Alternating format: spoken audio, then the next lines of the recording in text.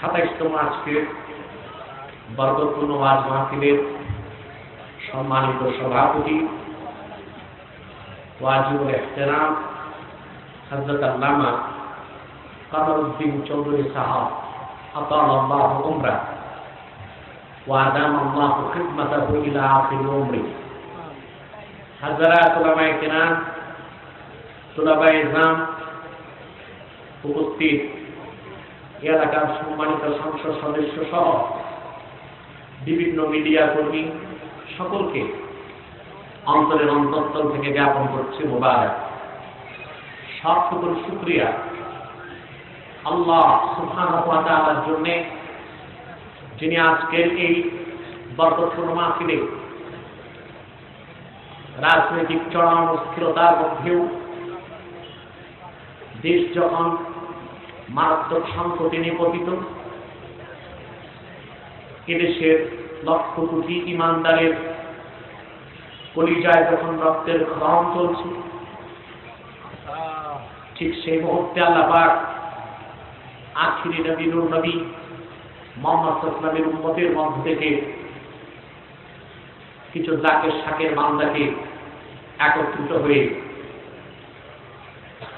ইমান দীপ্ত কণ্ঠে জিকির ও ফিকির, তাওহীদ ও রিসালাতের পক্ষে স্লোগান দেবার তৌফিক দিয়েছেন এবং শিরক কুফর, নাস্তিক মুরতাদ, ধর্মাপরাধীদের বিরুদ্ধে সিংহ শার্দুলের মতো গর্জন দেবার তৌফিক এনায়েত করেছেন।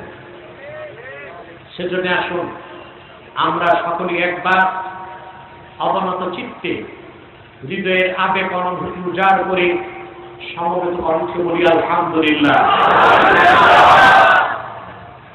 লাখ কোটি তার চেয়ে অনেক অনেক অনেক বেশি দরুদ ও সালাম আল্লাহর সৃষ্টির প্রধান আকর্ষণ, বিশ্বসভার সভাপতি, সমস্ত নবী রাসূলগণের মাথার মুকুট, শামসুল হিদায়াত, বদরুদ্দুজা, সৈয়দুল সাকানাইন, ইমামুল মুরসালিন, খাতামুন নবিয়্যিন ওয়াল মুরসালিন, আফতাবে নবুওয়াত, শাহনশাহে রিসালাত, সরকারে দো জাহাं, সুলতানুল মদিনা, হুজুরে আকরম, নূরে মুজাসসাম, নূরুন আলা নূর, সৈয়দিনা হাবিবিনা শফিঈনা মাওলানা মুহাম্মদ সাল্লাল্লাহু তাআলা আলাইহি ওয়াসাল্লামের উপর আল্লাহ পাক যাকে আজ থেকে ১৫০০ বছর আগে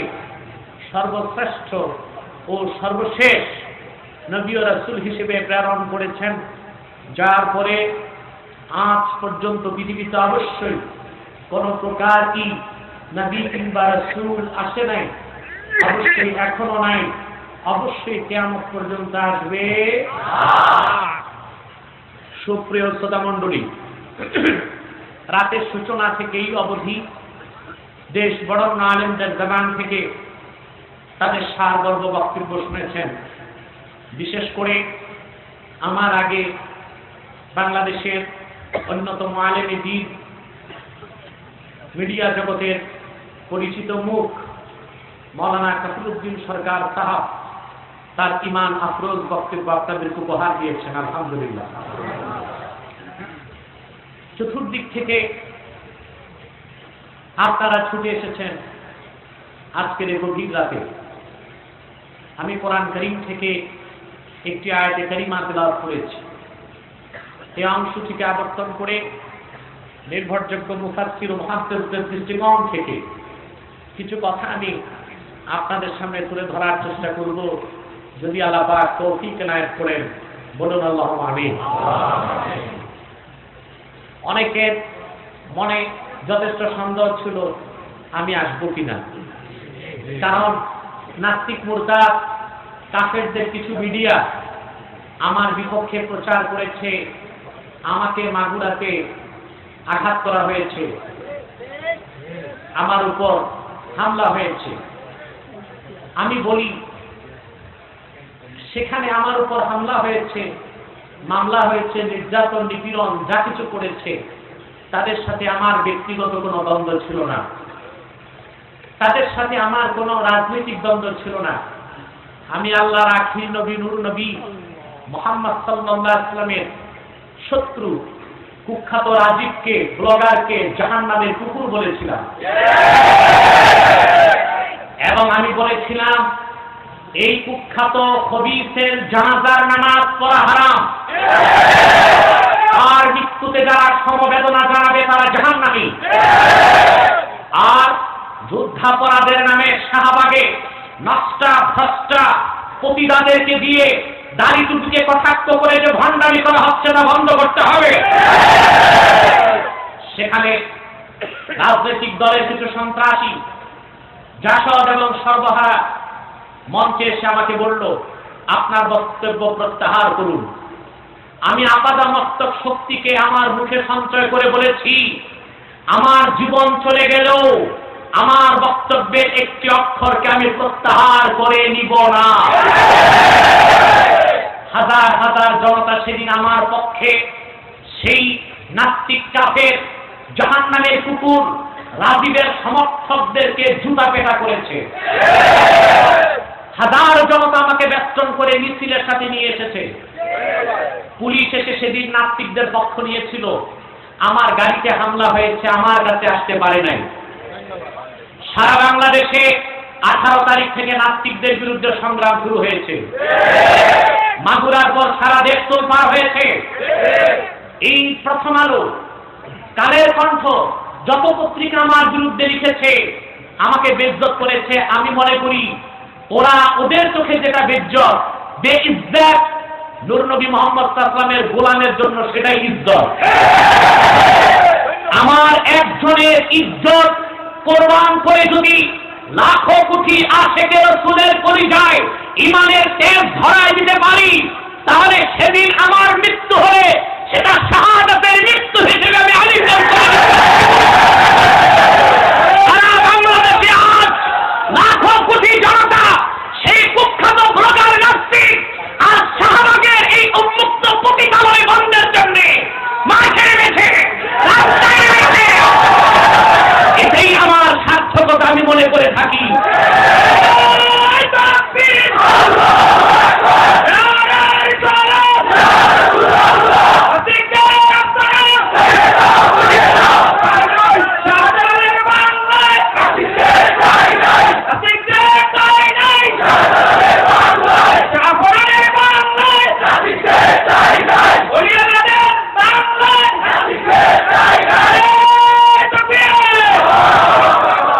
বন্ধুরা আমার দেশ নয়া দিগন্ত ইনকিলাব এবং সংগ্রামে মাগুরার ঘটনা তুলে ধরেছে।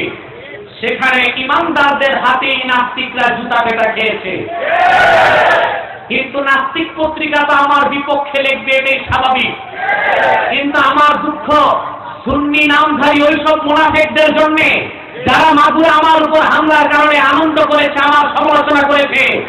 মনে রাখবেন, এরা সুন্নি নয়, এরা লেবাসধারী মুনাফিক ইহুদিদের দল। তারা নাস্তিকদের দোসর।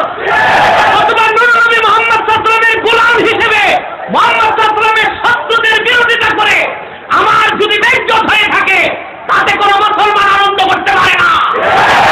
তাই আনন্দ করেছে তারা পিতৃমাতৃ পরিচয়হীন, যারা সন্তান ছাড়া চিন্তা করতে পারে না। আমি সুস্থ আছি, আমি সুস্থ আছি, আমি ভালো আছি। গত 22 তারিখ বাইতুল মুকাররম উত্তর গেটে আমি মিছিলে নেতৃত্ব দিয়েছি। সেই শুক্রবার ইমানদাররা সরকারকে স্পষ্ট মেসেজ দিয়েছে, নাস্তিক কাফেরদের পক্ষ নিলে ক্ষমতার গতি টিকবে না। সারা বাংলাদেশের ইমানদাররা যে আন্দোলনের আগুন ধরিয়েছে, সেই আন্দোলনের আগুনে তোমাদের গদি জ্বলে পড়ে খাস হয়ে যাবে। অতি শীঘ্র ব্লগারদের শাস্তি দাও, শাহবাগের আস্তানাকে গুড়িয়ে দাও, অথবা বাংলাদেশের প্রত্যেকটি চত্বর ইমানদারের চত্বর হয়ে যাবে। সেই বাঁধ ভাঙ্গা মুসলমানদের ঢেউকে থামাবার শক্তি তোমার নাই, দিল্লির নাই, আমেরিকার নাই, ব্রিটেনের নাই।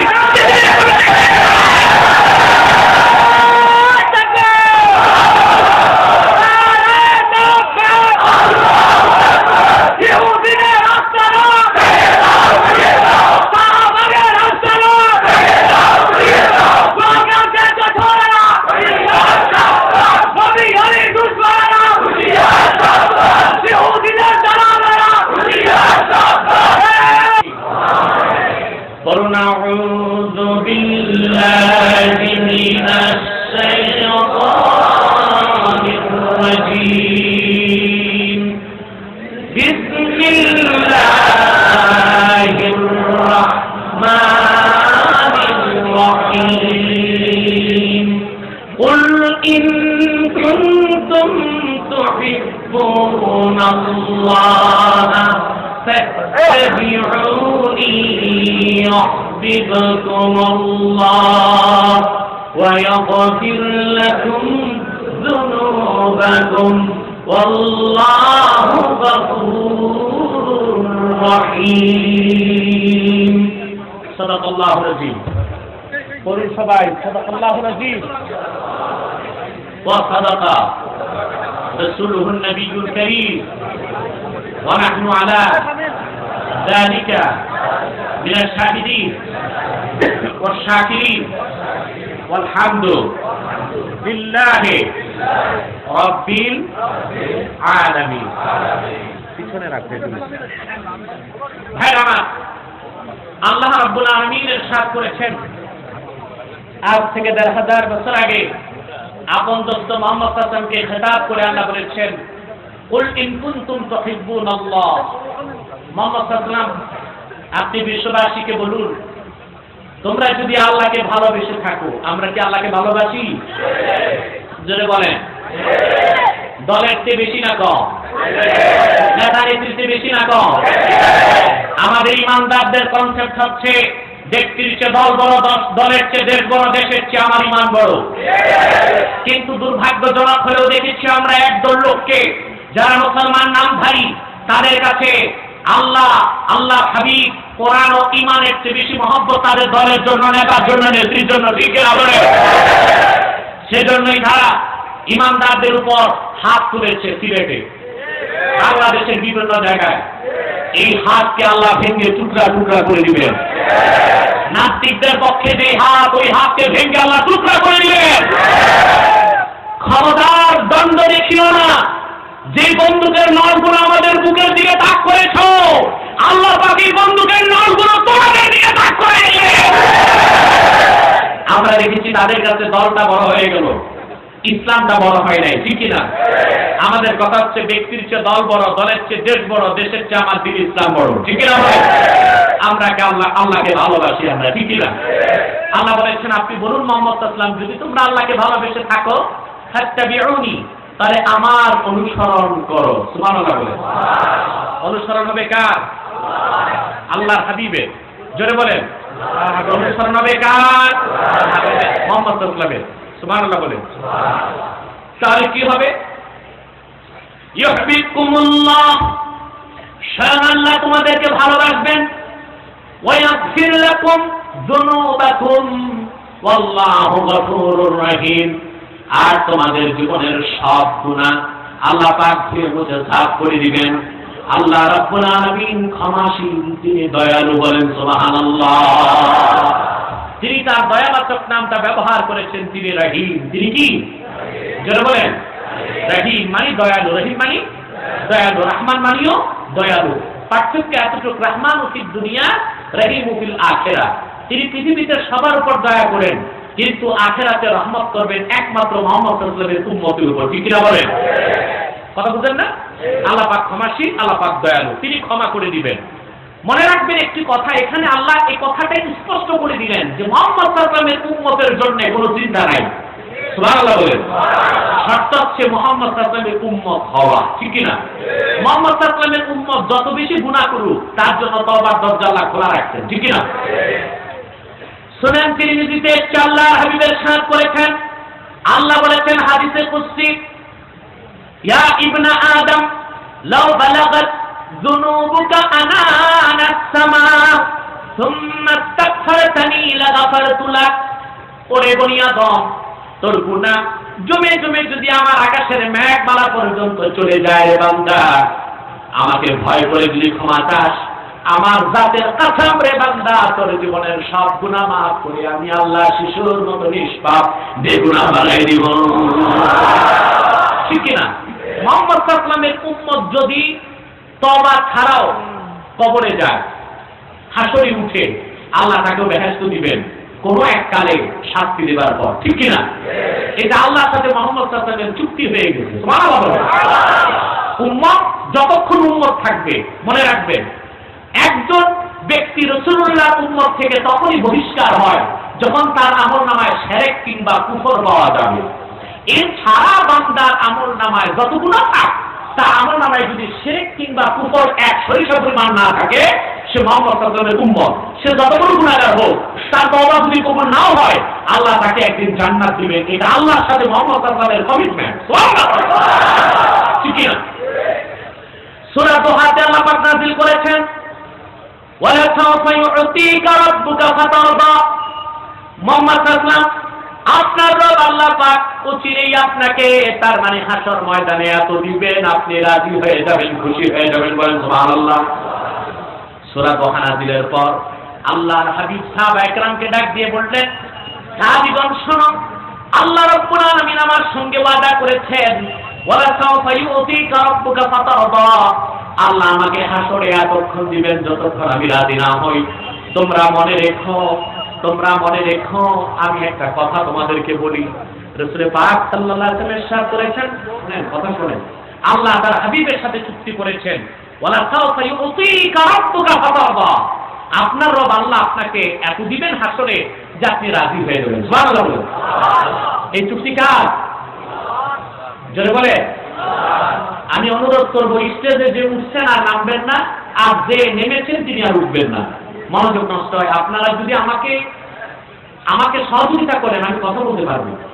আপনি সহযোগিতা না করেন, এদিক সেদিক তাকান, তাহলে আমি কিন্তু আপনাদের কথা বলতে পারবো না। আপনার কি ভয় পাচ্ছেন কেউ আসবে? মুসলমান কাউকে ভয় পায় না আল্লাহ তাআলা, ঠিক কিনা বলে? আর এখানে গাঁজাখোর, মদখোর, শরাবখোর, বেঈমান ছাড়া কেউ ঢুকবেও না। আর ওগুলোকে সিন্নে আবার তাবারুক দেওয়ার জন্য আমরা যথেষ্ট আছি আলহামদুলিল্লাহ। অতএব আপনারা উটকো চিন্তা না করে একটু ধৈর্য ধরেন। আল্লাহ চুক্তি করেছেন তার হাবিবের সাথে যে তিনি হাসরে এত দিবেন, মুহাম্মদ সাল্লাল্লাহু আলাইহি ওয়াসাল্লাম রাজি হয়ে যাবেন, ঠিক কিনা? সূরা দুহা নাযিলের পর আল্লাহর হাবিব সাহাবায়ে কেরামকে ডাক দিয়ে বললেন, সাহাবীগণ শোনো, আল্লাহ আমার সঙ্গে চুক্তি করেছেন, হাসরে তিনি ততক্ষণ দিবেন আমি যতক্ষণ রাজি না হই। আমি তোমাদের সাথে ওয়াদা করে যাই, পরবর্তী উম্মতকে তোমরা খবরটা দিয়ে দিও, লা আরদা ওয়া ওয়াহিদুম মিন উম্মতি ফিন্নার, আমার একজন উম্মত যতক্ষণ জাহান্নামে থাকবে আমি মুহাম্মদ রাজি হব না। হায় পুরা কবার মুসলমান, আজকে সেই নূর নবী মুহাম্মদ সাল্লাল্লাহু আলাইহি ওয়াসাল্লামের মহব্বতটা অন্তরে স্থান দিলা না, ভারতের রয়ের টাকা খাইলা, নেত্রীর গোলামি করলা, দলের চাটুকারবৃত্তি করলা। খোদার কসম, কাল কিয়ামতের দিন মুহাম্মদ সাল্লাল্লাহু আলাইহি ওয়াসাল্লাম উম্মত হিসেবে তোমাকে কোনো পরিচয় দিবেন না। ওই নেত্রীর সাথে, নেতার সাথে, দলের কর্মীদের সাথে আল্লাহ পাক বেঁধে দোজখের মধ্যে তোমাকে নিক্ষেপ করে দিবেন, ঠিক কিনা বলেন? ভালোবাসবো কাকে? আল্লাহকে ও তার হাবিবকে, ঠিক কিনা বলেন?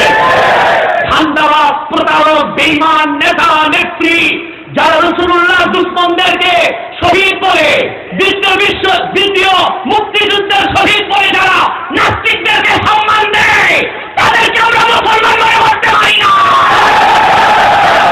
তাদের সাথে আমাদের কোনো সম্পর্ক নাই। নাস্তিকদের গোলাম তারা, চাটুকারটা, বাংলাদেশের মুসলমানের ভোট পাওয়ার কোনো অধিকার তাদের নাই, ঠিক কিনা বলেন? আমরা ভালোবাসবো আল্লাহকে ও তার হাবিব মুহাম্মদ সাল্লাল্লাহু আলাইহি ওয়াসাল্লামকে, ঠিক কিনা বলেন? আমার হুজুর বলেছেন, লা আরদা ওয়া ওয়াহিদুম মিন উম্মতি ফিন্নার, আমার একজন উম্মত যতক্ষণ দোজখে থাকবে আমি মুহাম্মদ সাল্লাল্লাহু আলাইহি ওয়াসাল্লাম রাজি হব না। আমার এই সর্বশেষ উম্মতটাকেও আল্লাহ যখন দোজখ থেকে বের করে জান্নাতে দিবেন, আমি বলবো আল্লাহ আমি রাজি হয়ে গেছি। এই সব খোঁজ খবর কার জন্য? উম্মতের জন্য। যারা বলেন কার জন্য? আর এখন উম্মতকে আল্লাহর হাবিবের উপর ঈমান এনে আল্লাহর হাবিবের অনুসরণ যে করবে তার নাম উম্মত। অর্থাৎ ১,৫০০ বছর আগে নূর নবী মুহাম্মদ সাল্লাল্লাহু আলাইহি ওয়াসাল্লাম যে আদর্শ, যে সুন্নাত, যে রীতিনীতি মতামত উপহার দিয়েছেন ব্যক্তি জীবনে, সমাজ জীবনে, অর্থনৈতিক জীবনে, রাষ্ট্রীয় জীবনে, সেই মতামত, যার মতামত তাই নাম উম্মত। সেই মত যার মত নয় সে উম্মত নয়। ঠিক কি বলে?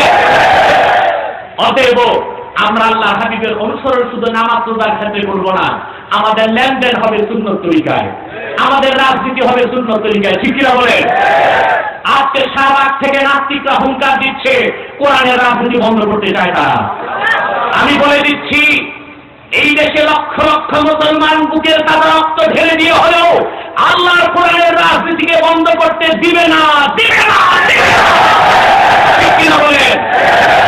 আজকে তোমরা যুদ্ধাপরাধের দোহাই দিয়ে কোরআনের রাজনীতি কেন বন্ধ করতে চাও? আমরা যারা কোরআনের রাজনীতিতে বিশ্বাসী তারাও তো যুদ্ধাপরাধী শাস্তি চাই। ঠিক কিনা বলেন? সে যেই দলেই থাক, দাড়ি থাক আর না থাক, জুব্বা থাক আর শার্ট প্যান্ট থাক, যুদ্ধাপরাধী যেই দলে থাকবে তারই শাস্তি হতে হবে। ঠিক কিনা বলেন? তবে যুদ্ধাপরাধীর বিচারের নামে সেখানে আল্লাহ, সেখানে নাস্তিকরা শাহবাগ চত্বরে বলেছে আল্লাহ ভাজি চাই। আরেক ব্লগার লিখেছে আমার খাটের নিচে খোদা গাঁজা খায়। আর নূর নবী মুহাম্মদ সাল্লাল্লাহু আলাইহি ওয়াসাল্লামের বিয়াদবি করেছে যেটা তারা ফেসবুকে, সেটা মুখে উচ্চারণ করার দুঃসাহস আমার নাই। কথা বুঝতে পেরেছেন? আমাদের উম্মতকে চিনতে হবে। আমাদেরকে শুধু মিলাদ পড়লাম, কিয়াম করলাম, নারায়ে রিসালাতের স্লোগান দিলাম, আর এখন নাস্তিকদের পক্ষ নিয়ে নূর নবী মুহাম্মদ সাল্লাল্লাহু আলাইহি ওয়াসাল্লামের গোলামদের বিপক্ষে অপপ্রচার করে তারা সুন্নি না, তারা মুসলমানও না, রাসূলুল্লাহর উম্মত না, তারা ইহুদিদের দালাল। ঠিক কি বলে? মিলাদ আর কিয়াম করে আপনাদেরকে ধোঁকাবাজি দেওয়ার জন্য। ঠিক কি বলেন? নতুবা মাগুরার ঘটনার পর এই দেশে যাদের বিরুদ্ধে আমি সবচেয়ে বেশি বাহাস করি, সে প্রত্যেকটি কওমি মাদ্রাসায় আমার জন্য হাত তুলে দোয়া করছে। যে লোকটার সাথে আমাদের খুঁটিনাটি দ্বন্দ্ব আছে, কিন্তু এই লোকটি যে কাজ করেছে এটা তো আমাদের সকলের কাজ। কিন্তু ওই সুন্নি নামধারী যারা সৈয়দ আহমদ বেরেলিকে কাফের বলে, শাহ কারামতুল জন্টু রহমতুল্লাহকে কাফের বলে, বদরপুরি রহমতুল্লাহকে কাফের বলে, ফুলতুলিকে কাফের বলে, ঠিক কিনা বলেন? তাদের কি চিনার সময় এসেছে? তারা নাস্তিকদের দ্বারা, তারা সুন্নি নয়, তারা মুনাফিক।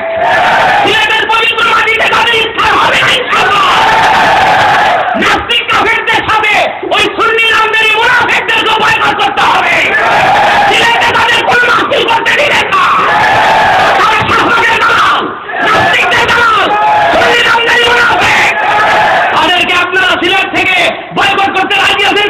কারা হাত তুলে দেখান।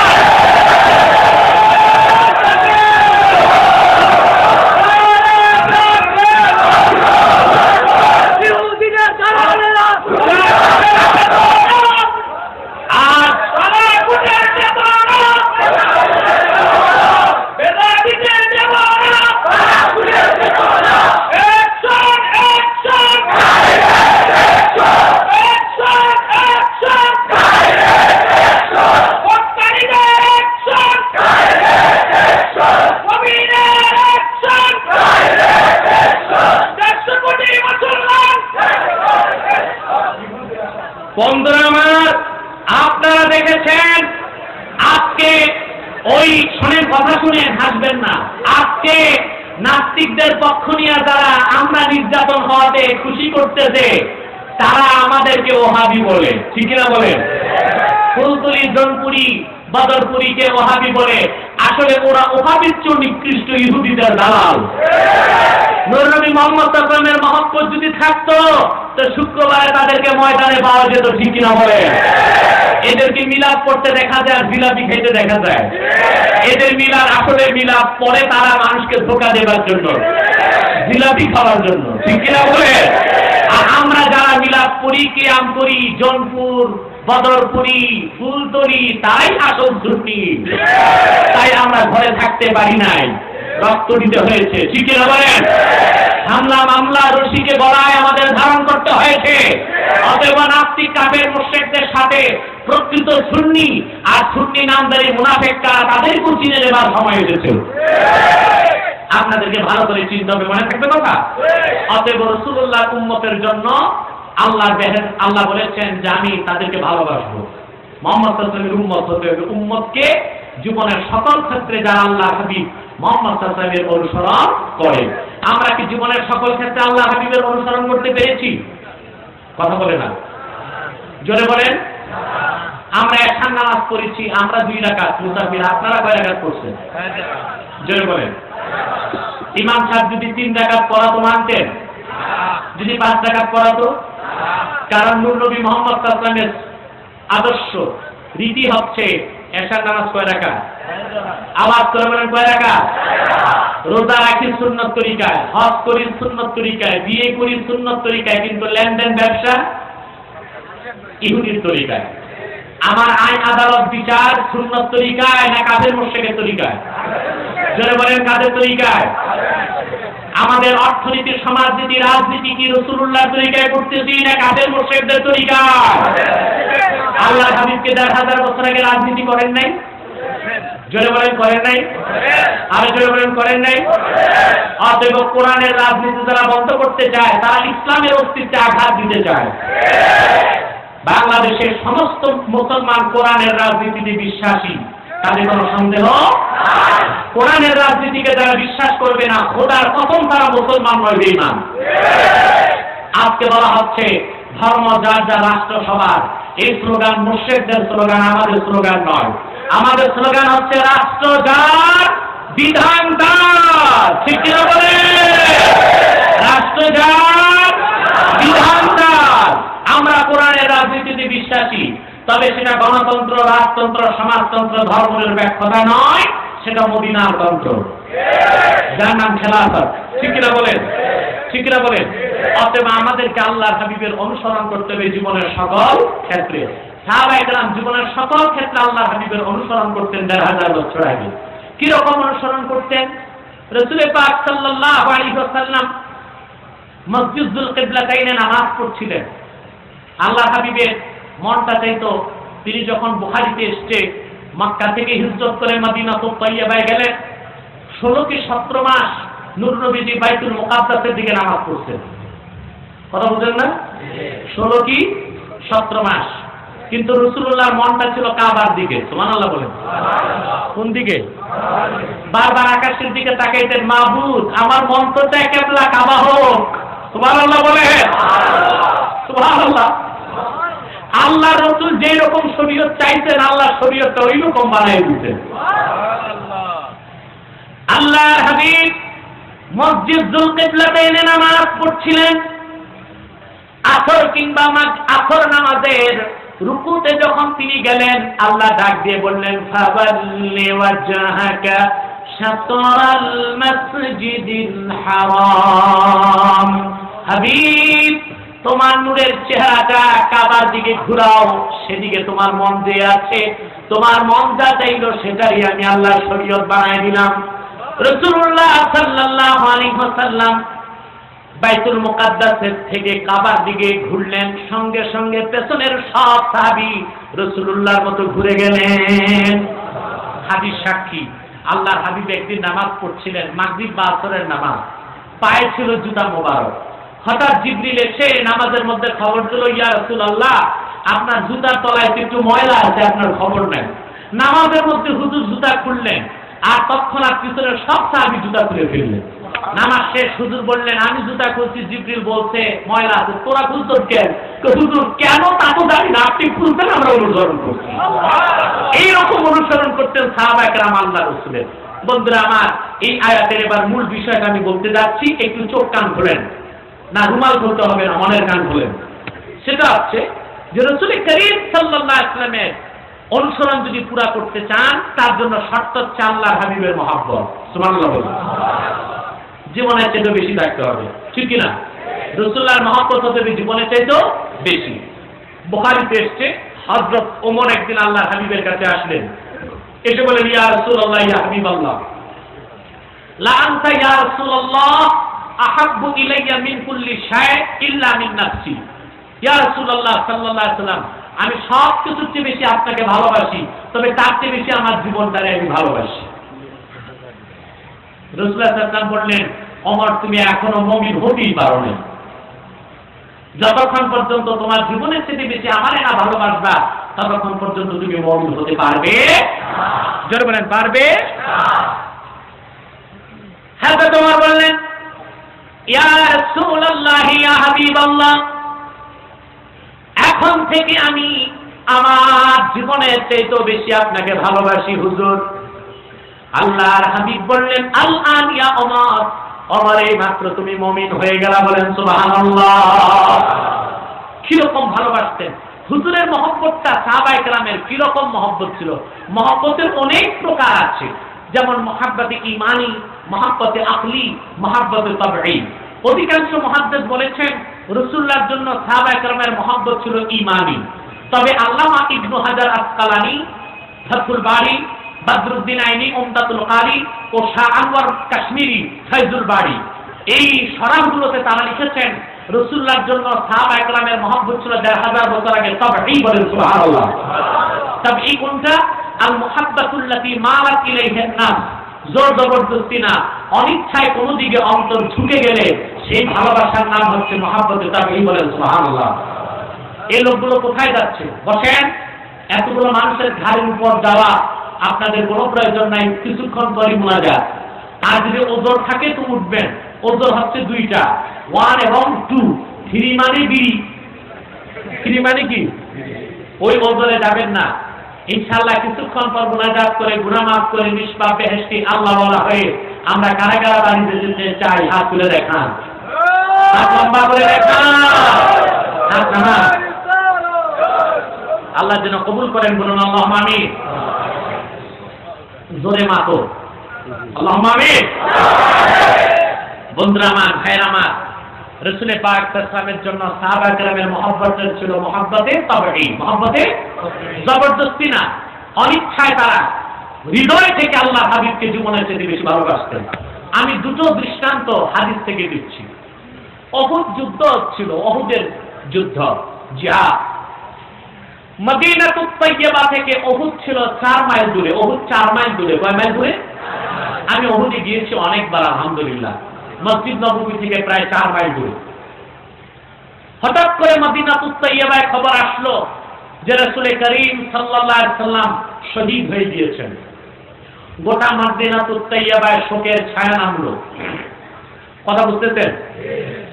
এক মহিলা রাসূল পাক সাল্লাল্লাহু আলাইহি ওয়াসাল্লামের আশিকা ঘর থেকে বের হয়ে সোজা দৌড় দিল উহুদের দিকে। কিছু দূর যাওয়ার পর একদল কাফেলা ফিরে আসতেছে।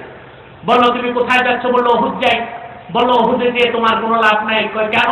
কয় কদ উস্তুশহিদা আবুকে ফিল উহুদ, আমি আমার চোখে দেখেছি উহুদে তোমার পিতা শাহাদাত বরণ করেছেন। মহিলা বলল, তা জানতে চাই না, বলো নূর নবী কেমন আছেন। আবার সামনের দিকে চললেন। কিছু দূর যাওয়ার পর আরেক দল কাফেলা বলল, কোথায় যাচ্ছ? বলল, উহুদ যাই।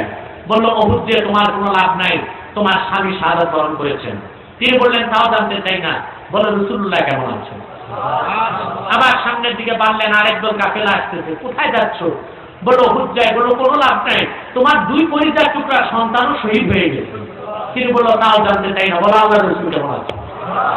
আপনারা বলুন, একজন মহিলার প্রথম আশ্রয় হচ্ছে তার পিতা, পিতার পর তার দ্বিতীয় আশ্রয় হচ্ছে তার স্বামী, স্বামীর ইন্তেকালের পর তার শেষ আশ্রয় হচ্ছে তার সন্তান।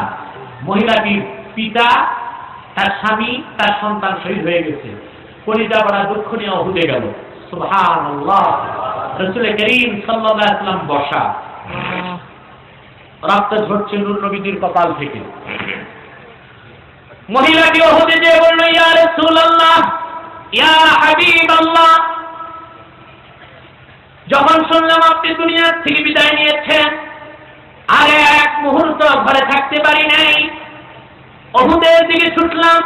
পথে শুনলাম আমার স্বামী শহীদ হয়ে গেছে, তারপরে শুনলাম আমার পিতা শহীদ, আমার কলিজার টুকরা সন্তান শহীদ। কলিজা বড় দুঃখ নিয়ে আসলাম। কুল্লু মুসিবাতিন বাদাকা সাগীরা ইয়া রাসূলুল্লাহ, কিন্তু কলিজা বড় দুঃখ কষ্ট মুসিবত সব ছোট হয়ে গেছে। আপনি নূর নবী বেঁচে আছেন, আমার আর কিছু লাগবে না। এই মহব্বত কি আকলি না তাবঈ? জোরে বলেন। মাগাজি থেকে আরেকটা শোনাচ্ছি। রাসূল করিম সাল্লাল্লাহু আলাইহি ওয়াসাল্লামের জলিলুল কদর সাহাবী ছিলেন হযরতে হানজালা। কি নাম? হানজালা ইবনে আবি আমির আস-সাকাফি রাদিয়াল্লাহু তাআলা আনহু, জলিলুল কদর সাহাবী হযরতে হানজালা। তিনি উহুদের দিন ছিল তার বিয়ের দিন। রাসূল পাক সাল্লাল্লাহু আলাইহি ওয়াসাল্লাম তাকে রুখসাত দিয়েছেন যুদ্ধে আসার দরকার নাই। কিন্তু তার দেহটা ছিল পুষ্প কানন, পুষ্প বিছানো বিছানায় ভাসর রাতে, রুহুটা ছিল উহুদে। হঠাৎ শুনল আল্লাহ নবী দুনিয়া থেকে বিদায় নিয়েছেন। তিনি তার পুষ্প কোমল কুসুমাস্তীর্ণ বিছানাকে ত্যাগ করলেন, নাপাক দেহ নিয়ে দাঁড়ায় তরবারি হাতে নিলেন, ঘোড়া প্রস্তুত করলেন, বিবিকে ডাক দিয়ে বললেন, আমি আর তোমাকে সময় দিতে পারছি না। বিবি বললেন, কেন? তিনি বললেন, খবর এসেছে মুহাম্মদ সাল্লাল্লাহু আলাইহি ওয়াসাল্লাম দুনিয়া থেকে বিদায় নিয়েছেন, হানজালা আর বেঁচে থেকে কি করবে? বিদায় বেলা স্ত্রীকে ডাক দিয়ে বললেন, প্রেমাস্পদ জীবন সঙ্গিনী মনে রেখো, তোমার হানজালার সাথে আজ এটাই তোমার প্রথম রাত, এটাই তোমার শেষ রাত। মুহাম্মদ সাল্লাল্লাহু আলাইহি ওয়াসাল্লাম দুনিয়া থেকে বিদায় নিয়েছেন, তোমার হানজালা আর কোনোদিন তোমার ঘরে ফিরে আসবে না। যদি আমার শাহাদাতের পর তুমি ধৈর্য ধারণ করতে পারো রে জীবন সঙ্গিনী, কাল কিয়ামতে জান্নাতুল ফেরদাউসে নূর নবীর কদমের সামনে আল্লাহ পাক তোমার ও আমার মিলন ঘটায় দিবে। হযরত হানজালা চলে গেলেন উহুদে, কাফের মুশরিককে কতল করতে লাগলেন। দিক বিদিক শূন্য অবস্থায় অসংখ্য কাফেরকে তিনি জাহান্নামে পাঠালেন। এক সময় নিজে শহীদ হয়ে গেলেন। উহুদ যুদ্ধ শেষ, রাসূলুল্লাহ সাহাবীগণকে বললেন, আমার সাহাবী যারা শাহাদাত বরণ করেছে তাদেরকে এক জায়গায় আনো, জানাজার নামাজ হবে, শহীদের কোনো গোসল লাগে না। এমন সময় হানজালা নববধূ নতুন বিবি দৌড়ে এসে বলল, কোথায় আমার হানজালা? সাহাবায়ে কেরাম ভাবলেন স্বামীর বিরহ যন্ত্রণা সে বরদাস্ত করতে পারছে না। তারা বললেন, তোমার হানজালা শহীদ হয়ে গেছে। তিনি বললেন, এর চেয়ে গৌরবের আর কিছু নাই। আমি মনের কষ্টে আসি নাই, আমি জানি যারা শহীদ হয়ে যায় তাদের গোসলের দরকার নাই। ওয়া কানা জুনুবান ফিল লাইল, কিন্তু আমার স্বামী হানজালা নাপাক ছিল, গোসল করে নাই। ওর ময়দান খোঁজা হলো, হযরত হানজালার লাশ খুঁজে পাওয়া যায় না। এমন সময় ফেরেশতা এসে খবর দিল, ইয়া রাসূলুল্লাহ, ইয়া হাবিবাল্লাহ, আপনার হানজালার গোসল পৃথিবীতে দেওয়ার কোনো দরকার নাই। কদ গাসালাত লাহুল মালায়েকা, আল্লাহর নূরের ফেরেশতারা জান্নাতের তাসনিম নহরের পানি দিয়া হানজালার গোসল দিয়েছে। এই দুনিয়ার মাটিতে দুনিয়ার পানি দিয়া তার গোসলের কোনো দরকার নাই। হাদিসের রাবী বলেন, হযরত হানজালার লাশ মোবারক যখন উহুদ ময়দানে আমরা খুঁজে পেলাম, আমরা দেখলাম তখন হযরতে হানজালার জিসিম থেকে জান্নাতের পানি টপ টপ করে ঝরে পড়ছে। এই মহব্বতটা কি জবরদস্তি, আকলি না তাবঈ? বলেন, রাসূলুল্লাহ সাল্লাল্লাহু আলাইহি ওয়াসাল্লামকে সাহাবায়ে কেরাম জীবনের চেয়ে বেশি ভালোবাসতেন। সুবহানাল্লাহ বলেন। আমরা আল্লাহর হাবিবকে জীবনের চেয়ে বেশি ভালোবাসি, এটাই ইহুদি খ্রিস্টান কাফের বেঈমানরা বরদাস্ত করতে পারে না, কারণ ওরা তো তাদের নবীকে এইরকম ভালোবাসতে পারে না। ঠিক কি না বলে? যেমন দেখেন, ইহুদিরা যারা নবী মানে তার নাম হযরত মূসা আলাইহিস সালাম। ঠিক কি না? মূসা আলাইহিস সালাম ওরা কেমন ভালোবাসতে জানেন? বুখারী কিতাবুল মাগাজি দ্বিতীয় খণ্ডে এসেছে, যখন মূসা আলাইহিস সালাম জিহাদে যাবেন, তিনি বনি ইসরায়েলকে ডাক দিয়ে বললেন, চলো আমরা আল্লাহর জন্য যুদ্ধ করতে যাই। তখন বনি ইসরায়েল তাকে কি জবাব দিয়েছে জানেন? বনি ইসরায়েল বলেছেন, ইযহাব আনতা ওয়া রাব্বুকা ফাকাতিলা, মূসা তুমি যাও, তোমার রব আল্লাহ দুইজনে যাও, আমরা এখানে দাঁড়িয়ে ধরে বলে নাউযুবিল্লাহ, জোরে বলে নাউযুবিল্লাহ। কিন্তু আল্লাহর হাবিব নবী মুহাম্মদ সাল্লাল্লাহু আলাইহি ওয়াসাল্লাম সাহাবায়ে কেরামকে যখন বললেন, বদরে আমি যুদ্ধ করতে যেতে চাই, সাহাবায়ে কেরাম জবাব দিলেন, ইয়া রাসূলুল্লাহ, ইয়া হাবিবাল্লাহ, বদর তো বাড়ির কাছের ময়দান, যদি আপনি এখান থেকে 1000 মাইল দূরে লাউ সিরতাবিনা ইলা গারকিল খিমাত, সেই পর্যন্ত আপনি আমাদেরকে নিয়ে যান জিহাদ করার জন্য। ইয়া রাসূলুল্লাহ, 1000 মাইল দূরে যে আপনার কদমে বুকের তাজা খুন ঢেলে দেবার জন্য আমরা প্রস্তুত আছি। বনি ইসরায়েল হযরত মূসাকে ভালোবাসতে পারে নাই, সাহাবায়ে কেরামদের 1000 বছর আগে নূর নবীকে ভালোবেসেছেন যেভাবে। ঠিক কিনা বলেন? আসুন, খ্রিস্টানরা নবী মানে হযরত ঈসাকে। কাকে মানে? যারা বলেন কাকে? ঈসা আলাইহিস সালাম এখন আছেন কোথায়? আকাশে। ইহুদিরা তাকে হত্যা করতে চেয়েছে কিন্তু হত্যা করতে পারে নাই। তিনি আছেন কোথায়? আকাশে। ঠিক কিনা? ইহুদিরা এসে আরেকজনকে মেরে কয় ঈসারে মারছে। আল্লাহ বললেন না, যেটা মারতো যেটা ঈসা নয়, ওটা মিথ্যা। ওটা কি? জোরে বলেন, এটা কি? মিথ্যা। ঠিক কিনা? ঈসা আলাইহিস সালাম আছেন আকাশে। আল্লাহ পাক তাকে কিয়ামতের আগে দামেস্কের জামে মসজিদের ছাদে নামাবেন দাজ্জালকে কতল করার জন্য। তিনি নবী হিসেবে আসবেন না, তিনি আমাদের মতো উম্মত হিসেবে আসবেন। ঠিক কিনা বলেন? ঠিক কিনা বলেন? ভাই আমার, ঈসা আলাইহিস সালামকে যখন ইহুদিরা হত্যা করতে আসলো, ঈসা নবীর সবচেয়ে কাছের মানুষ ছিল 12 জন। কয়জন? কয়জন? এর মধ্যে 4 জনের নাম বাইবেলে আছে, লূত, মথি, মার, পৌল। লূত, মথি, মার, পৌল। এই পৌল যে ছিল, সেন্ট পৌল যে ছিল, আসলে ইহুদি মুনাফিক সেজেছিল, খ্রিস্টান সেজেছিল। এই পৌল মাত্র 22 সেন্ট, 22 পয়সা ঘুষ খেয়ে ইহুদিদের কাছ থেকে তাদের নবী ঈসাকে ধরায় দিতে, অবশ্য আল্লাহকে বাঁচাইছেন, আকাশে উঠায় দিচ্ছেন। ঠিক না বলেন? আর সাহাবায়ে কেরাম রাসূলুল্লাহকে কিরকম ভালোবেসেছেন 1000 বছর আগে। সুবহানাল্লাহ, সুবহানাল্লাহ।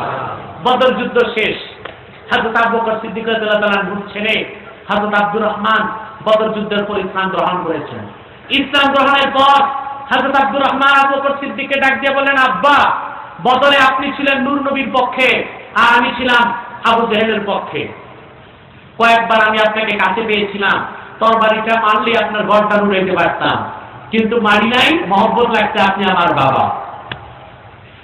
সিদ্দিক একবার বললেন, রে আব্দুর রহমান, কাবার মালিক আল্লাহর কসম করে বলি, শোন, বদরে যদি একটিবার তোকে আমি রাসূলুল্লাহ শত্রুদের শিবিরে পাইতাম, আল্লাহর কসম রে আব্দুর রহমান, আমি আবু বকরের তরবারি তোমারে ক্ষমা করতো না। এরকম মহব্বত ছিল রাসূল পাক সাল্লাল্লাহু আলাইহি ওয়াসাল্লামের জন্য। ঠিক কিনা বলেন? আমরা আল্লাহর হাবিব মুহাম্মদ সাল্লাল্লাহু আলাইহি ওয়াসাল্লামকে জীবনের চাইতে বেশি ভালোবাসবো। রাজি আছেন? যারা বলেন রাজি আছেন? এই জন্য যদি জনপুর, ফুলতলি, হক্কানি পীর মাশায়েখদের পক্ষ থেকে নাস্তিক ব্রাদারদের বিরুদ্ধে শাহবাগকে ঘুরিয়ে দেওয়ার জন্য আবারও আন্দোলনের ডাক দেওয়া হয়, শাহজালালের আধ্যাত্মিক সন্তান সিলেটবাসী মুহাম্মদ সাল্লাল্লাহু আলাইহি ওয়াসাল্লামের মহব্বতে জানমাল নিয়ে গোটা সিলেটকে আন্দোলনের দুর্গ বানাবার জন্য কারা কারা জীবন উৎসর্গ করতে রাজি আছেন?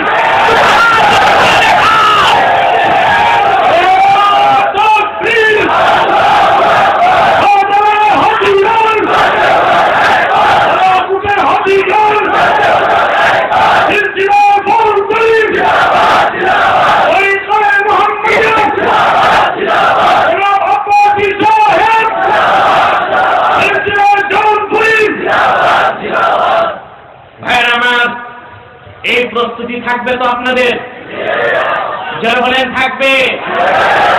মনে রাখবেন, আমরা শিয়ালের মতো বেঁচে থাকতে চাই না, বোমা শয়তান হয়ে থাকতে চাই না। নূর নবীর পক্ষে, আল্লাহ হাবিব মুহাম্মদ সাল্লাল্লাহু আলাইহি ওয়াসাল্লামের পক্ষে, আল্লাহর পক্ষে স্লোগান দিয়ে যদি বুলেট বোমাকেও বুক পেতে নিতে হয়, আমরা তার জন্য 24 ঘন্টা প্রস্তুত আছি। দুনিয়ার কোন শক্তি নবী প্রেমিকদের এই আন্দোলনকে এক মুহূর্তের জন্য থামার ক্ষমতা রাখে না।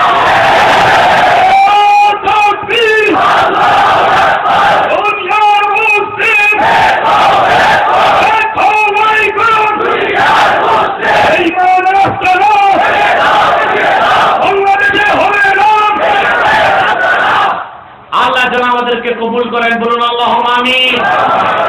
জোরে বলেন আল্লাহুম্মা আমিন। আমরা হক কথা বলে মরব, এতে আল্লাহ আমাদেরকে শাহাদাতের মত দান করবেন।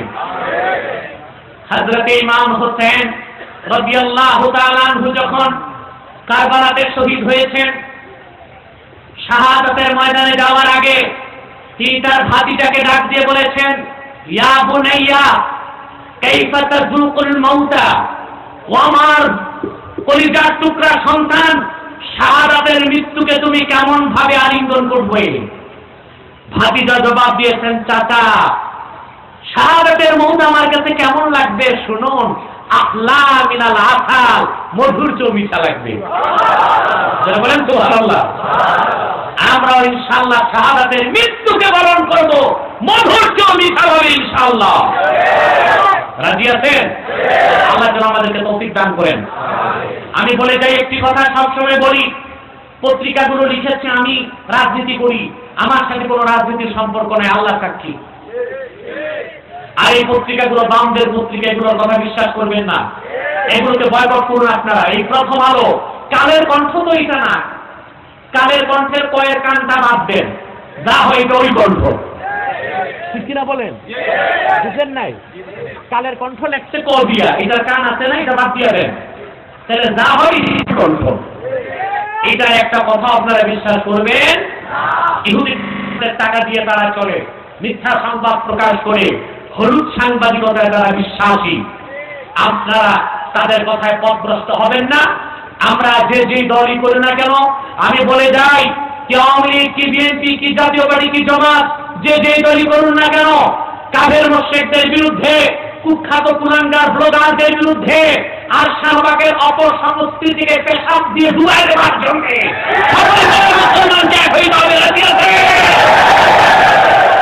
আমার বন্ধুরা আমার, এর জন্য আপনাদেরকে প্রস্তুত থাকতে হবে। আমরা গত শুক্রবার একটি আন্দোলন করি, থেমে যাব না যতক্ষণ পর্যন্ত কুখ্যাত ব্লগারদের ফাঁসি কার্যকর না হয়, আর শাহবাগের এই অপসংস্কৃতিকে বন্ধ করা না হয়। মুসলমান প্রয়োজনে প্রত্যেক শুক্রবারে গোটা দেশকে স্তব্ধ করে দিবে। যারা এই আন্দোলনে রাজনীতির গন্ধ খুঁজেন, আমি বলবো তারা সাবধান হয়ে যান, আল্লাহ গজব থেকে বাঁচতে পারবেন না। যদি আমাদের আন্দোলনে কোনো দল সুবিধা লাভ করে, তার জন্য আপনারাই দায়ী।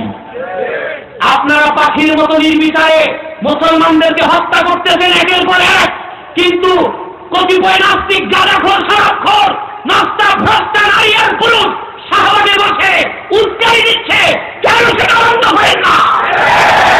এই রক্তের ঋণকে শোধ করতে হবে আপনাদেরকে, দেশবাসী ক্ষমা করবেন আপনাদেরকে।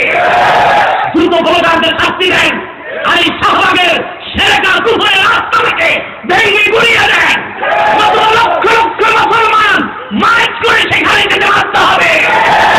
সিলেট থেকে মিছিল যাবে, চট্টগ্রাম থেকে যাবে, ঢাকা থেকে যাবে, পুরো দেশ থেকে ভারতবঙ্গের জোয়ারের মতো মানুষকে শাহবাগ চত্বরকে ভেঙে মাটি ফিরিয়ে ছেড়ে দিবে।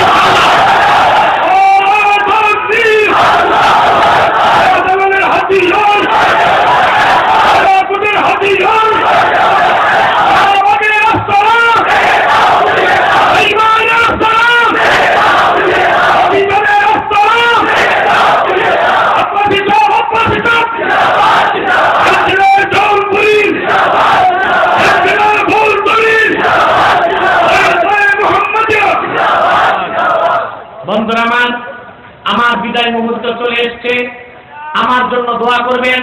যে কোনো সময় আমাকে তারা বন্দী করতে পারে, অ্যারেস্ট করতে পারে, তাতে আপনারা ভয় পাবেন না। আমার মতো হাজারো আলেম, নূর নবী মুহাম্মদ সাল্লাল্লাহু আলাইহি ওয়াসাল্লামের গোলামি যারা করি, আমরা জেল জুলুম নির্যাতনকে বরদাস্ত করে নিব, প্রয়োজনে ফাঁসিতে ঝুলব, তারপর আমাদের স্লোগানকে আমরা প্রত্যাহার করব না। কুখ্যাত ব্লগার রাজীবের নামে কোনো সড়ক করা যেতে পারবে না, শহীদ করা যাবে না, চত্বর করা যাবে না, শাহবাগের রাস্তাটাকে ঘুরিয়ে দিতেই হবে। আর আগ পর্যন্ত বাংলাদেশের মুসলমান আন্দোলন চলতেই থাকবে, চলতেই থাকবে, চলতেই থাকবে। ঠিক কিনা বলেন? রাজি আছেন আপনারা? আল্লাহ তাআলা যেন আমাদেরকে কবুল করেন।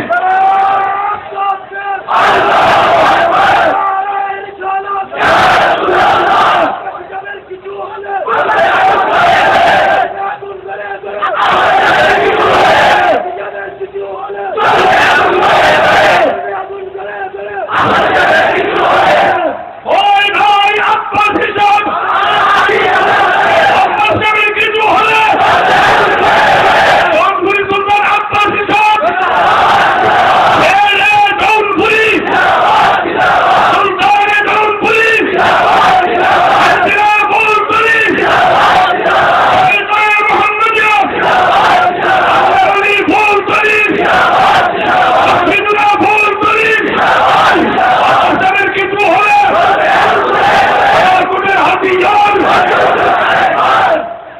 বন্ধুরা আমার, জনপুর, বদরপুর, ফুলতলি তখন আন্দোলনে পিছপা থাকে না।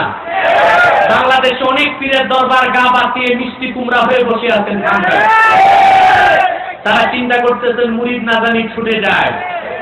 এই মুরিদের চিন্তা যে পীরেরা করে তারা সুন্নি পীর না, তারা ব্যবসায়ী পীর। ঠিক কিনা বলেন? যারা সুন্নি আলেমরা নির্যাতনের শিকার হলে মজা করে, উল্লাস করে, তারা সুন্নি না, তারা সুন্নি নামের বর্ণচোরা মুনাফিক। তাদের সিলেটের মাটিতে কোন স্থান হবে না। রাজি আছেন? রাজি আছেন? বন্ধুরা আমার, আমি এখন চলে যাব।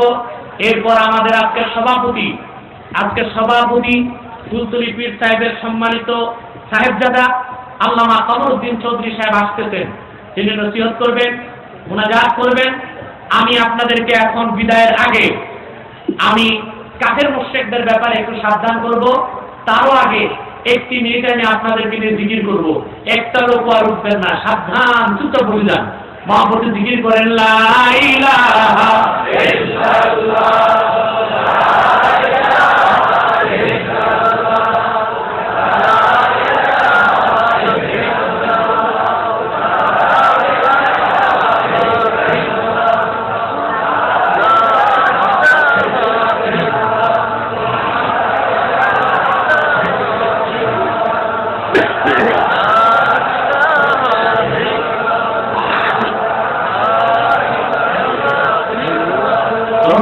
সুবহানাল্লাহ, আলহামদুলিল্লাহ,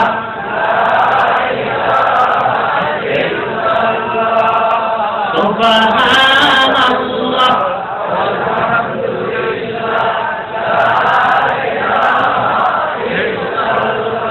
লা ইলাহা ইল্লাল্লাহ, লা ইলাহা ইল্লাল্লাহ, সুবহানাল্লাহ,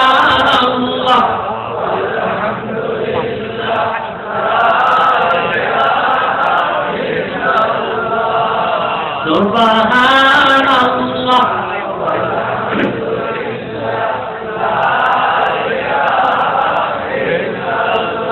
লা ইলাহা ইল্লাল্লাহ, লা ইলাহা ইল্লাল্লাহ, সুবহানাল্লাহ,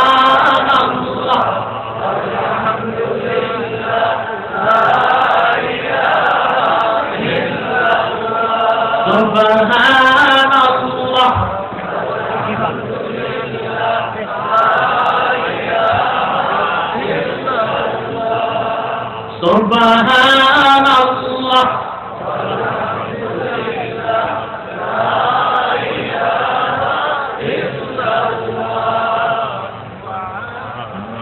সুবহানাল্লাহ, সুবহানাল্লাহ,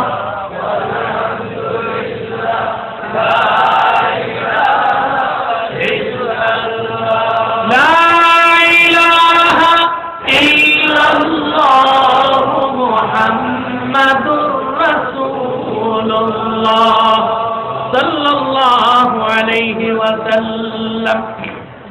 বন্ধুরা আমার, গভীর রাতে কষ্ট দিলাম আপনাদেরকে। আমি আপনাদেরকে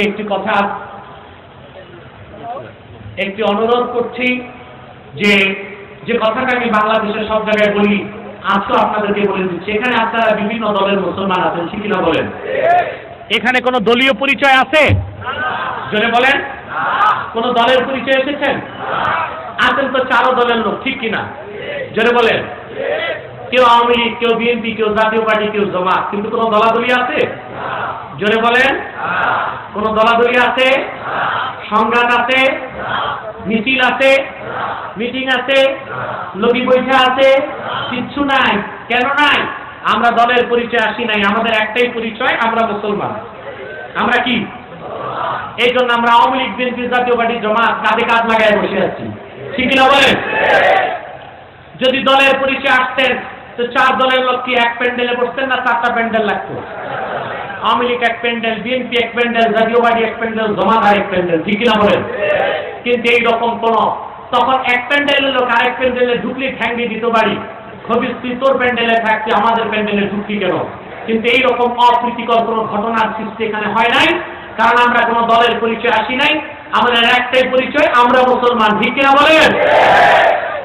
আমি আপনাদেরকে অনুরোধ করে যাই, আপনারা যে যেই দলই করুন না কেন, দলীয় মতভেদ থাকতেই পারে, তা থাকবে রাজপথে এবং সংসদে, কিন্তু আমরা কাফের মুশরিকদের বিরুদ্ধে সকল দলের মুসলমান ঐক্যবদ্ধ হয়ে যাব।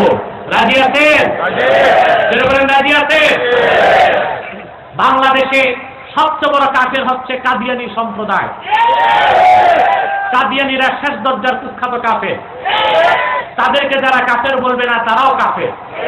কারণ তারা আমাদের নূর নবী, আখির নবী হযরত মুহাম্মদ সাল্লাল্লাহু আলাইহি সাল্লামকে শেষ নবী বলে স্বীকার করে না। চিল্লায়া বলেন নাউযুবিল্লাহ।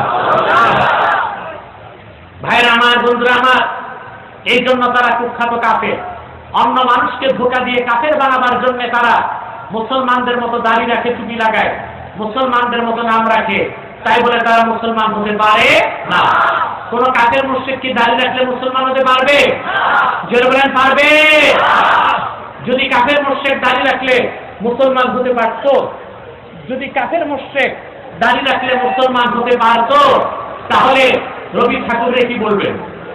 কথা বলেন না? রবীন্দ্রনাথ ঠাকুরের তো 18 ইঞ্চি লম্বা দাড়ি ছিল, ঠিক না বলে? সে কি ছিল? জোরে বলতে হবে, কি ছিল? কাফের ছিল, ঠিক না? ভারতের বর্তমান প্রধানমন্ত্রী লালমোহন না মনমোহন, এটার মাথায় কি পাগড়ি? কি এত বড় হয় পাগড়ি? না দেখছি ছোটায় সাদা দাড়ি, পায়জামা পাঞ্জাবি শেরওয়ানি লম্বা নাগরা জুতা লাগায়, সে কি কাফের? ঠিক কিনা বলে? কাফের মুশরিক কি মুসলমানের মতো নাম রাখলে মুসলমান হতে পারে? এক শয়তান কুত্তার পায়খানা লাড্ডু বানায়া উপরে নাম লিখছে দিল্লি কা লাড্ডু, এটা কি দিল্লির লাড্ডু হবে? ভিতরে কি জিব্বা ভর্তি পাতলা পায়খানা, উপরে নাম লিখছে বগুড়ার দই, এটা কি কোনোদিনও বগুড়ার দই হবে? তদ্রুপ কাদিয়ানীরা শেষ দরজার কুখ্যাত কাফের। আব্দুল আউয়াল আব্দুল সামাদ, মুবাশশির আলী কবির চৌধুরী, শাহরিয়ার কবির মুনতাসির মামুন আর রাশেদ খান নাম রাখার দ্বারা, ঠিক কিনা বলেন, ডক্টর ইমরান এইচ খান নাম রাখার দ্বারা তারা মুসলমান হতে পারে না, তারা কাফের। ঠিক কিনা বলেন? ভাইয়ের আমার, বন্ধুরা আমার, আমার আল্লাহ এবং নূর নবীজি আমার হযরত মুহাম্মদ সাল্লাল্লাহু আলাইহি সাল্লামের ইসলাম ও কোরআনের হাজার হাজার হাজার বছর ধরে বর্তমান ভারতের কুখ্যাত পাঞ্জাবের কুখ্যাত গুরুদাসপুরের কুখ্যাত কাদিয়ানে ইংরেজ আমলে এক কুত্তা মিথ্যা নবুয়ত দাবি করছে। চিল্লায় বলেন নাউযুবিল্লাহ। কাদিয়ানের কাযযাব মিথ্যা নবুয়তের দাবিদার ওই কুখ্যাত কাফেরটার নাম রেখেছিল তার বাপ মির্জা গোলাম আহমদ কাদিয়ানী। সাবধান সাবধান, কাদিয়ানের কাযযাব মিথ্যা নবুয়তের দাবিদার মির্জা গোলাম শয়তান কাদিয়ানী কুত্তাটাকে গোলাম আহমদ বলা যাবে না, কারণ গোলাম আহমদ অর্থ হচ্ছে আহমদ এর গোলাম। কোন কাফের কোনদিনও গোলাম আহমদ আহমদ এর গোলাম হতে পারে না। আর কাদিয়ানের কাযযাব মিথ্যা নবুয়তের দাবিদার মির্জা গোলাম শয়তান কাদিয়ানী, সে ছিল শেষ দরজার কুখ্যাত কাফের। সে গোলাম আহমদ আহমদ এর গোলাম ছিল না, সে ছিল কুখ্যাত শয়তানের কুখ্যাত গোলাম। কাদিয়ানের কাযযাব মিথ্যা নবুয়তের দাবিদার মির্জা গোলাম শয়তান কাদিয়ানী কুত্তাটার উপর গজব এসেছে 1908 সালে। মির্জা গোলাম শয়তান কাদিয়ানী 1908 সালে পায়খানায় ডুবে জাহান্নামের কুখ্যাত কুকুর হয়েছে, তার অনুসারীরাও ধ্বংস হয়েছে। বর্তমানে কিছু কাদিয়ানী বাংলাদেশে আছে যারা ইসলামের বিরুদ্ধে মুসলমানের বিরুদ্ধে চক্রান্ত করে যাচ্ছে, তাদেরকে নির্মূল করার জন্য সকল দলের মুসলমান ঐক্যবদ্ধ হইতে হবে। রাজি আছেন? যারা দাঁড়িয়েছেন এক মিনিটে বসেন, এটা চরম বেয়াদবি হচ্ছে। বসেন, আমি জানি রাত বেশি হয়ে গেছে, এক মিনিট বসেন, মাইক ধরবেন না, বসে যান। অনেক রাত হয়েছে, আমি জানি মাথা ব্যথা, কোমর ব্যথা, 1 2 3 3 টাকা ঢুকতে চলে গেছে। ওদের তো 1 আর 2 3 মানে বিড়ি না। সিলেটের কিছু মানুষ আছে বিড়ি ছাড়া থাকতে পারে না, মিনিট 10 পর পর বিড়ি জানে। চুপচাপ বসে যান, বিশৃঙ্খলা করবেন না। শয়তান কাদিয়ানীরা শেষ দরজার কুখ্যাত কাফের, তারা ইসলামের বিরোধিতা করে চলছে, তাদেরকে নির্মূল করার জন্য সকল দলের মুসলমান ঐক্যবদ্ধ হইতে হবে। রাজি আছেন আপনারা? শয়তান কাদিয়ানীরা মানুষকে ধোঁকা দিয়ে কাফের বানাবার জন্য নাম পরিবর্তন করে করে মিথ্যা পরিচয় দেয়।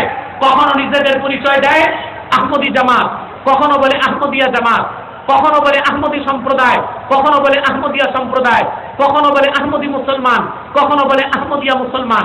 সাবধান, যত কাদিয়ানি ছিল আছে থাকবে, তারা কেউ আহমদী জামাত নয়, আহমদিয়া জামাত নয়, আহমদী সম্প্রদায় নয়, আহমদিয়া সম্প্রদায় নয়, আহমদী মুসলমান নয়, আহমদিয়া মুসলমান নয়। তারা শয়তানি জামাত, কুখ্যাত জাহান্নামের কুখ্যাত কুকুরের দল। আমাদের সকল দলের একটাই দাবি, অনতি বিলম্বে স্বাধীন বাংলায় শয়তান কাদিয়ানীদেরকে রাষ্ট্রীয়ভাবে অমুসলিম ঘোষণা করতেই হবে, করতেই হবে, করতেই হবে। এই দাবি আদায়ে যদি জানমাল দিতে হয়, কারা কারা রাজি আছেন দুটো হাত উঁচু করে দেখো।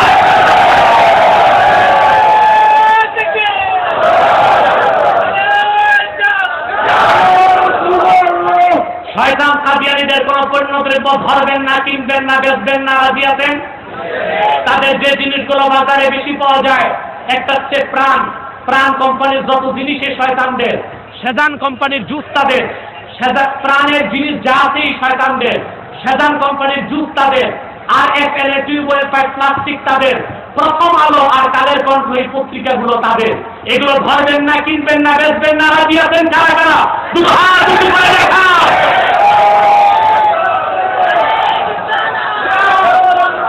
ربنا لا تزغ قلوبنا بعد إذ هديتنا وهب لنا من لدنك رحمة إنك أنت الوهاب واعف عنا واغفر لنا وارحمنا وكفر عنا سيئاتنا وتوفنا مع الأبرار। মাবুদ, তোমার হাজার হাজার মানুষ নিয়ে আজকে গভীর রাতে একটা মুনাজাত করলাম। এতগুলো মানুষের মধ্যে যার দুটো হাত তোমার ভালো লেগেছে মাবুদ, তার দুটো হাতের বিনিময়ে আমাদের জীবনের সব গুনাহ খাতা তুমি মাফ করে দাও রব্বুল আলামিন। আল্লাহ পাক, হৃদয়ের গভীর থেকে দোয়া করি, তোমার হাবিব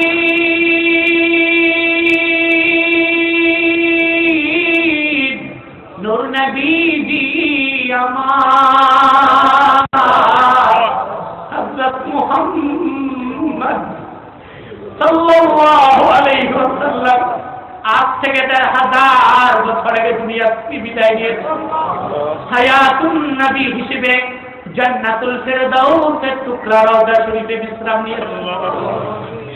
আল্লাহ পাক জীবনে একবার তোমার হাবিব নূর নবীজি মুহাম্মদ সাল্লাল্লাহু আলাইহি ওয়াসাল্লামের জান্নাতুল ফেরদাউসের টুকরা রওজা শরীফে উপস্থিত হয়ে গেল। আল্লাহ তোমার হাবিব নূর নবীজি মুহাম্মদ সাল্লাল্লাহু আলাইহি ওয়াসাল্লামের পাক পবিত্র নূরের চরণ মোবারকে দরুদ ও সালামের হাদিয়া পেশ করার আগে আল্লাহ তুমি ডাক দিও না।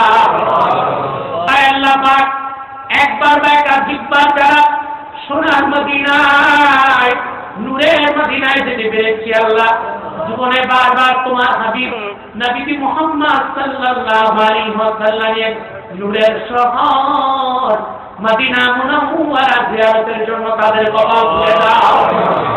আল্লাহ পাক হৃদয়ের গভীর থেকে দোয়া করি, তোমার হাবিব নূর নবীজি আমার হযরত মুহাম্মদ সাল্লাল্লাহু আলাইহি ওয়াসাল্লামের নূরের চেহারা মুবারক সবটা একবার দেখে গো আল্লাহ বেহেশত ওয়াজিব হবার আগে তুমি ডাক দিও আল্লাহ।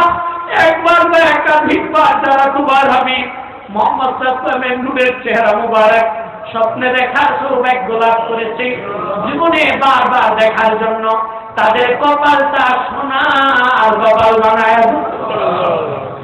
আল্লাহ। তোমার হাবিবের মহব্বতে যারা আন্দোলনে জান দিল সিলেটে গাইবান্ধায়, এই শহীদদের শাহাদাতকে তুমি কবুল করো আল্লাহ। আজকের হরতালে ৫ জন ইমানদার শাহাদাত বরণ করেছে গত শুক্রবার আমাদের সাথে সারা দেশে মাহবুব ৫ জন ইমানদার শাহাদাত বরণ করেছে। এই শহীদদের রক্ত তুমি বৃথা যেতে দিও না আল্লাহ। শহীদদের এই পবিত্র রক্তে ইসলামী আন্দোলনের বীজকে তুমি অঙ্কুরোদ্গম করে দাও মাহবুব। বাংলাদেশে ইমানদারদের কলিজায় আগুন জ্বলেছে। এই আগুনের জন্য সারা দেশের কুলাঙ্গার ব্লগার শাহবাগে নাস্তিক কাছে আমাদের ইমানের ত্যাগ হেদায়েত দান করো মাবুদ, আমাদের ইমানের ত্যাগ তুমি বাড়ায় দাও, শাহাদাতের তামান্না পয়দা করে দাও। ওবা শয়তানের খাতা থেকে নাম কেটে সিংহের মতো প্রতিবাদ বর্জন করে